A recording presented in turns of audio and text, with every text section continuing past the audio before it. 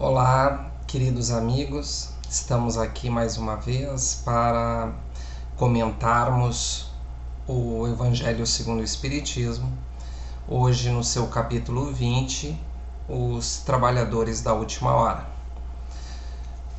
Quero convidar vocês para que nós iniciemos então a nossa jornada com uma prece.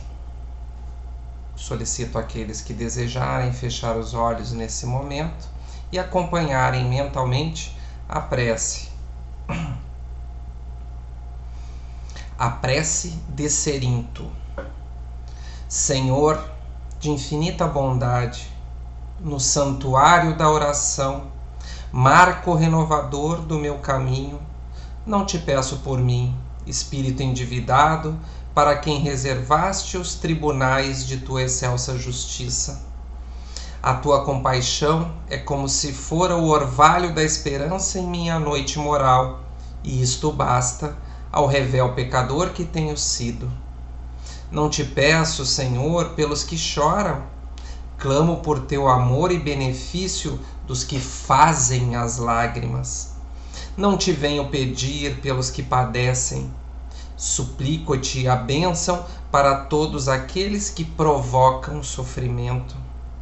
Não te lembro os fracos da terra, recordo-te quantos se julgam poderosos e vencedores. Não intercedo pelos que soluçam de fome, rogo-te amor para os que lhes furtam o pão. Senhor, todo bondoso, não te trago os que sangram de angústia, relaciono diante de ti os que golpeiam e ferem. Não te peço pelos que sofrem injustiça, rogo-te pelos empreiteiros do crime. Não te apresento os desprotegidos da sorte, sugiro teu amparo aos que estendem a aflição e a miséria. Não te imploro mercê para os espíritos traídos, exorto-te o socorro para os que tecem os fios envenenados da ingratidão. Pai compassivo, estende as mãos sobre os que vagueiam nas trevas, anula o pensamento insensato, cerra os lábios que induzem a tentação, paralisa os braços que apedrejam, detém os passos daqueles que distribuem a morte. Ajuda-nos a todos nós, filhos do erro, porque somente assim, ó Deus piedoso e justo, poderemos edificar o paraíso do bem com todos aqueles que já te compreendem e obedecem, extinguindo o inferno daqueles que, como nós, se atiram desprevenidos aos insanos torvelinhos do mal. Esta prece de Cerinto, que nos lembra o ponto onde estamos, e que se hoje ainda estamos como trabalhadores e estamos vivendo este momento, esta hora finda, como chama bem a atenção o Evangelho, é porque ainda temos falhas e devemos nos atentar a estas falhas, como nos chama a atenção Carloto de Távora, o espírito Cerinto, para que clamemos, claro, não esquecendo daqueles que sofrem, mas principalmente por aqueles que neste momento, nesta hora derradeira, têm as suas últimas oportunidades para se regenerar, para se modificar, sendo o próprio Cerinto um dos exemplos.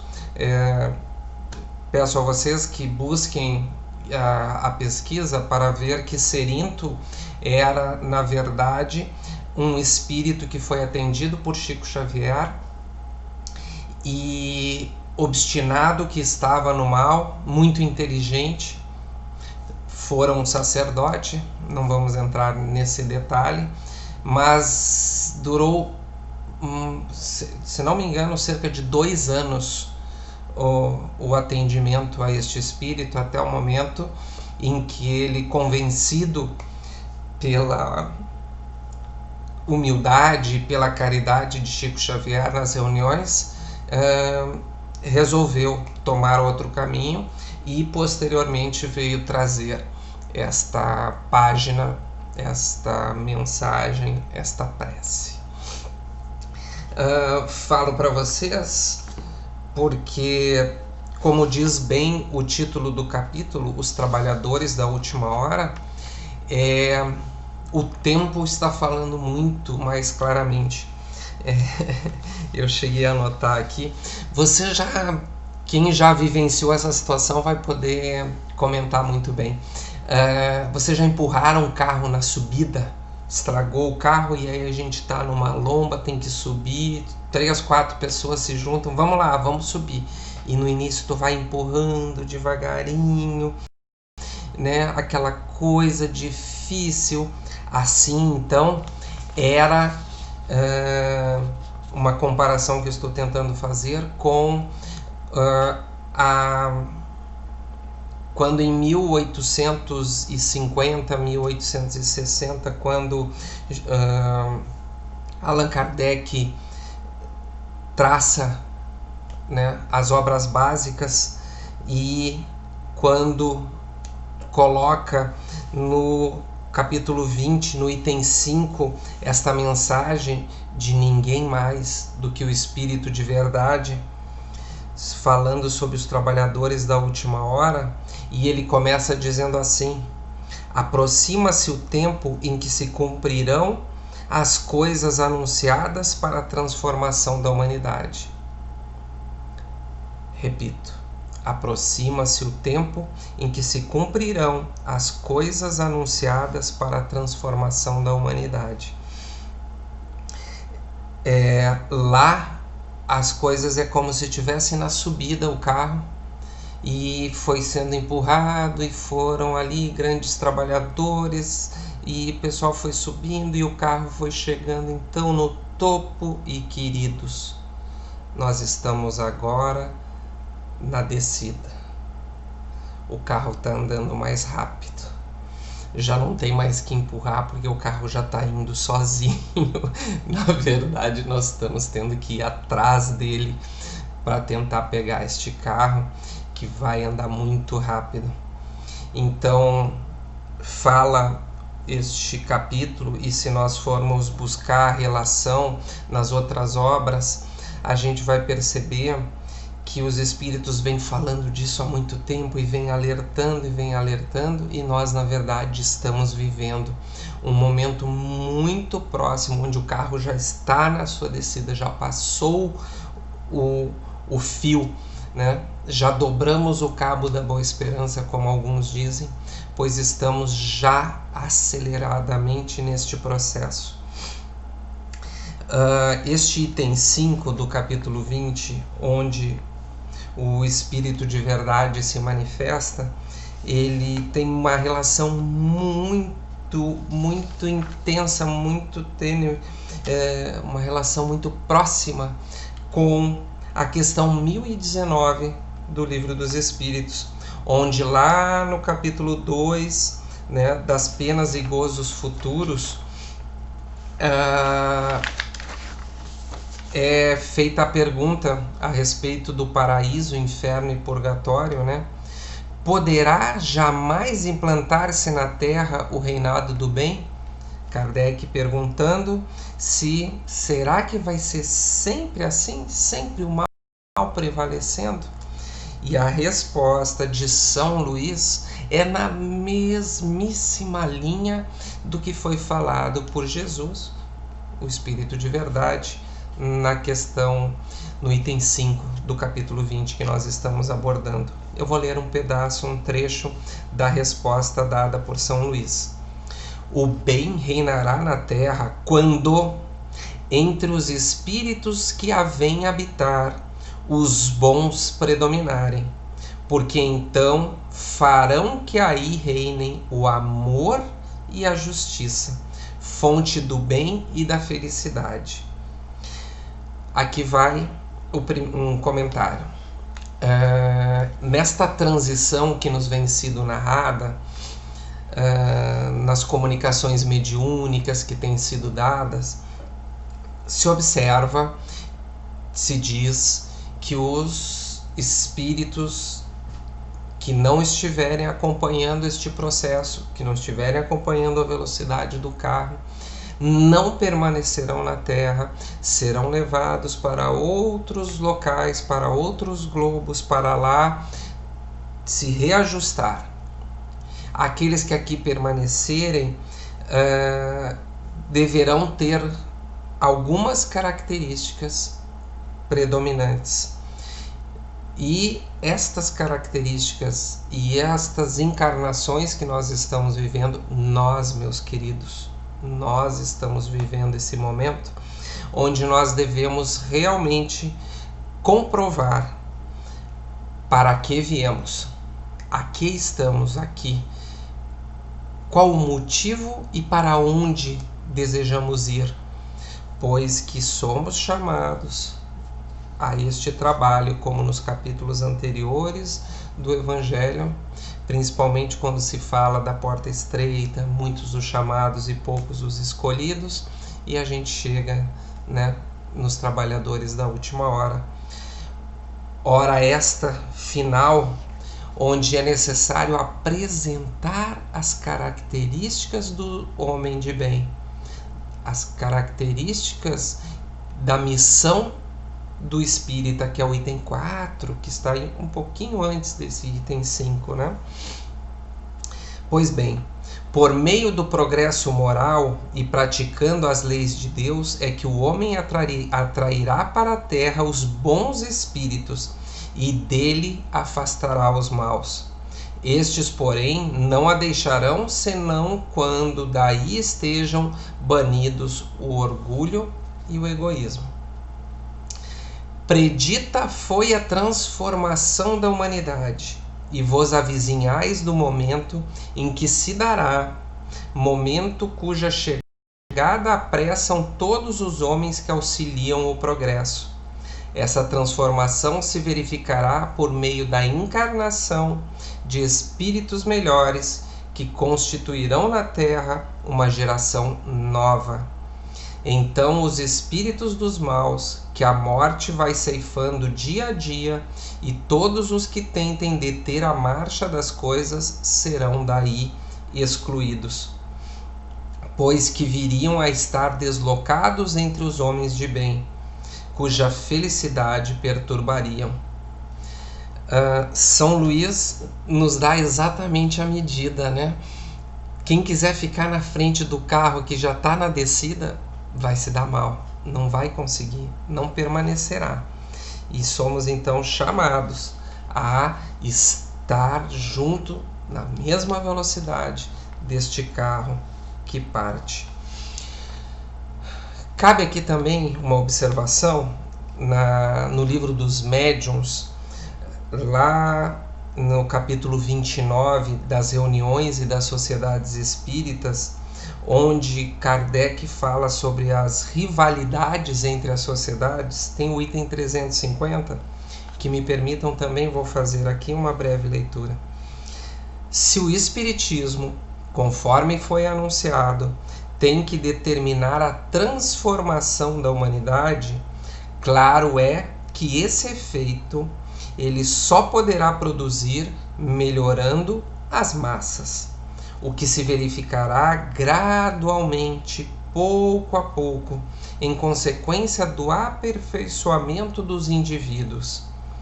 Que importa crer na existência dos espíritos se essa crença não faz que aquele que a tem se torne melhor, mais benigno e indulgente para com seus semelhantes, mais humilde e paciente na adversidade? De que serve ao avarento ser espírita se continua avarento? Ao orgulhoso se conserva cheio de si? Ao invejoso se permanece dominado pela inveja?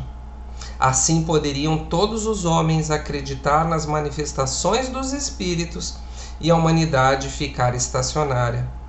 Tais, porém, não são os desígnios de Deus.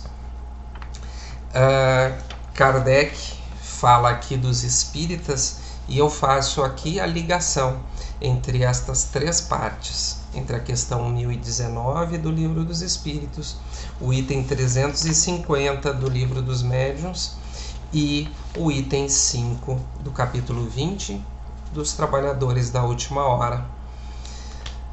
Queridos, somos espíritas, professamos esta fé, mas ela tem que se transformar, ela tem que se apresentar como ação.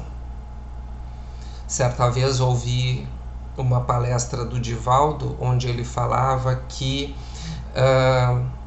o Espiritismo não precisava mais de oradores, precisava de trabalhadores, precisava de pessoas que arregaçassem as mangas e fossem às ruas, que fossem ao encontro daqueles que sofrem, para colocar em prática aquele ideal de caridade, da lei de amor, que também nos fala o Evangelho, alguns capítulos antes, de como será dada a transformação da humanidade.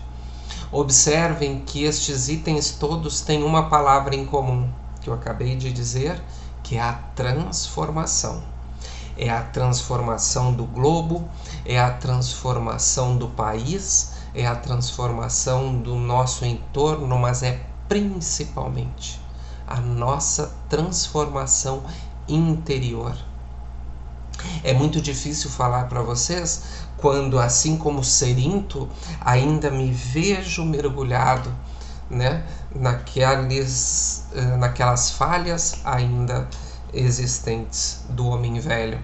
Mas é o meu convite a vocês que juntos a gente vá em direção à ordem das leis divinas.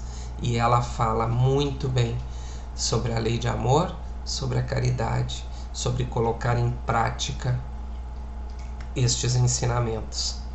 Pois bem, queridos amigos, Deus procede neste momento ao censo dos seus servidores fiéis e já marcou com o dedo aqueles cujo devotamento é apenas aparente, a fim de que não usurpem o salário dos servidores animosos.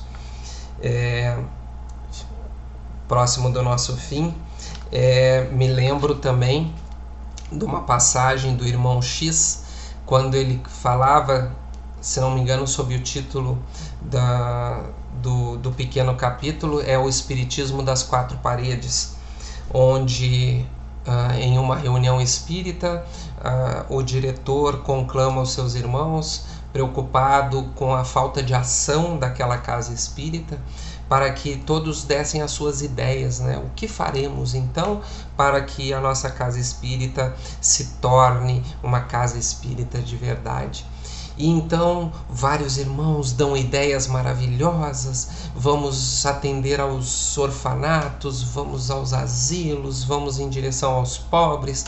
E o dirigente pergunta assim para todos aqueles que deram as ideias: mas então você que está dando a ideia poderia se encarregar desta tarefa? E todos eles tinham desculpas. Um tossiu: não, eu não posso, eu sou muito doente.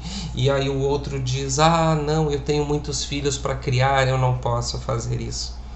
Queridos irmãos, esta é a escolha a ser feita, é a escolha dos trabalhadores da última hora.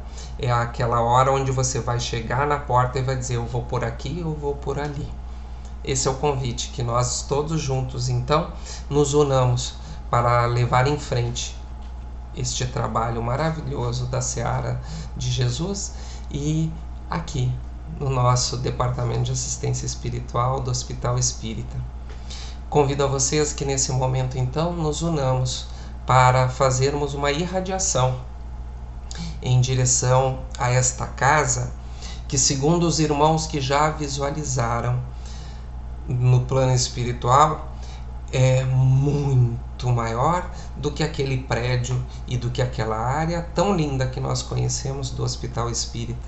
Mas imaginemos então aquela área muito maior e que possamos então desejar do fundo do nosso coração que aqueles irmãos que ali estejam albergados sejam encarnados ou desencarnados, aqueles irmãos que ali estão trabalhando, seja dentre aqueles que ainda vestem o corpo de carne, ou aqueles trabalhadores queridos do plano espiritual, que todos eles recebam o nosso desejo de que ali vibre o amor, ali vibre a concórdia, ali vibre a união. Queridos, hoje entrei no lar de vocês e desejo a todos então que estejam bem e que a gente possa, o mais breve possível, matar a saudade pessoalmente. Um grande abraço, fiquem com Deus.